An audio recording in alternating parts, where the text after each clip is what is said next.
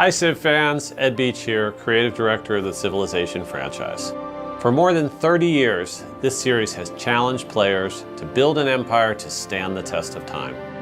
1 year ago, we embarked on a new journey with the launch of Civilization VII. Our vision was to push the boundaries of the franchise and offer a fresh gameplay experience. We took some big swings at launch, and it has been incredibly rewarding seeing the Civ community engage and share their passion, ideas, and feedback to help us continue to refine that vision. Over the last 12 months, we've been hard at work rolling out updates to Civ 7 and weaving your feedback into the game's DNA. As we celebrate this first anniversary, we're ready to share where Civilization 7 is going next. At the end of last year, we announced that we were working on longer lead design plans that have major implications for how the game feels and plays. Those plans include 3 key components. First, we're introducing the option to play as any Civ in any age, and to play as the same Civ continually through all 3 ages. Second, we're significantly reworking how victories are achieved during a campaign. And third, we're completely replacing legacy paths with a new sandbox system called Triumphs. In terms of design scope, these major feature evolutions are similar to what you typically see in an expansion. We plan to ship these features together in a single, massive, free update that we're calling Test of Time, and we're aiming for this to go live this spring.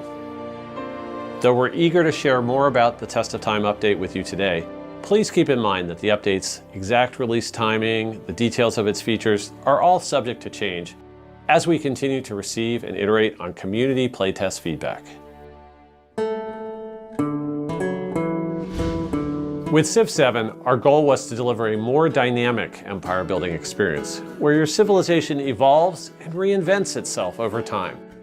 That goal is still true, but we also know that for many, a defining part of the Civ fantasy is to lead a single Civ from start to finish. So with the Test of Time update, we're making that possible. This will not be a new game mode, but instead an optional new layer for your strategy. When creating a game, you can now choose to play as any Civ in any age, giving you a ton more options for how to set up your strategy.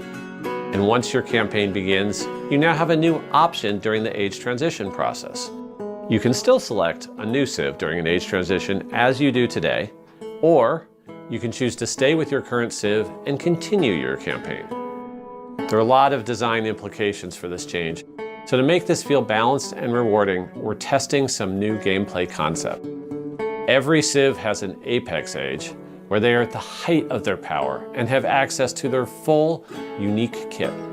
If you choose to play a Civ outside its apex age, you'll gain access to a new, age-appropriate civics tree and a new tool called Syncretism. Syncretism allows you to study the ways of other cultures and adopt the unique units or infrastructure of a completely different civilization while maintaining your core identity. This leads to some really interesting Civ builds and unlocks fun new strategic gameplay. The Civ community has spoken. Victories in their current state feel too procedural and disconnected from the core Civ fantasy.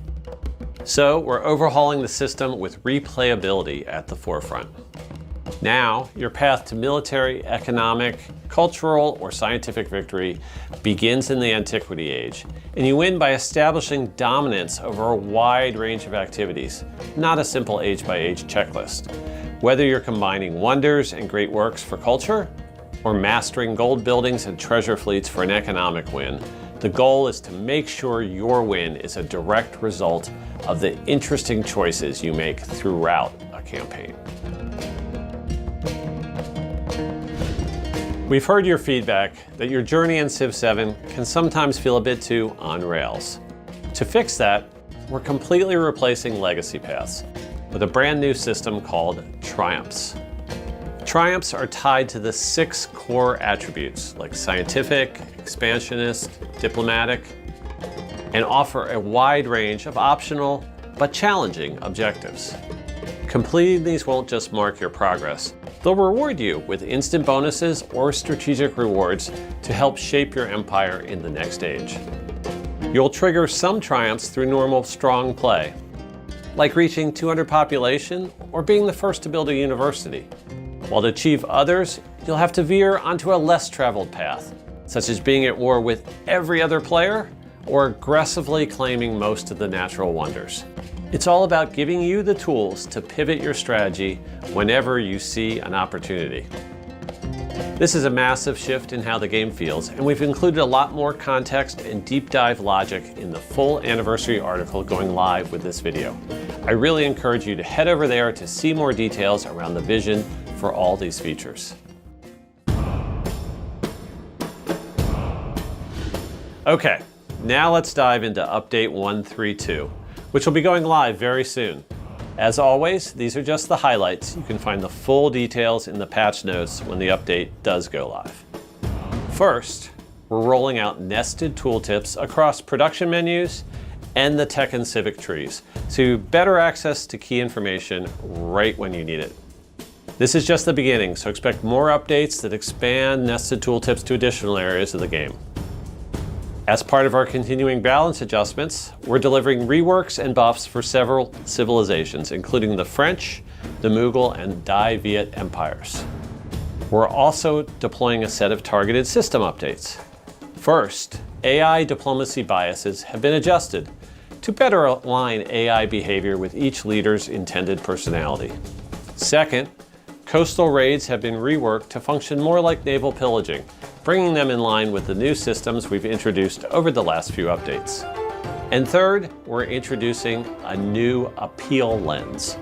This lets you instantly see how appealing any tile is, so you know exactly where to build to net the most happiness for your empire.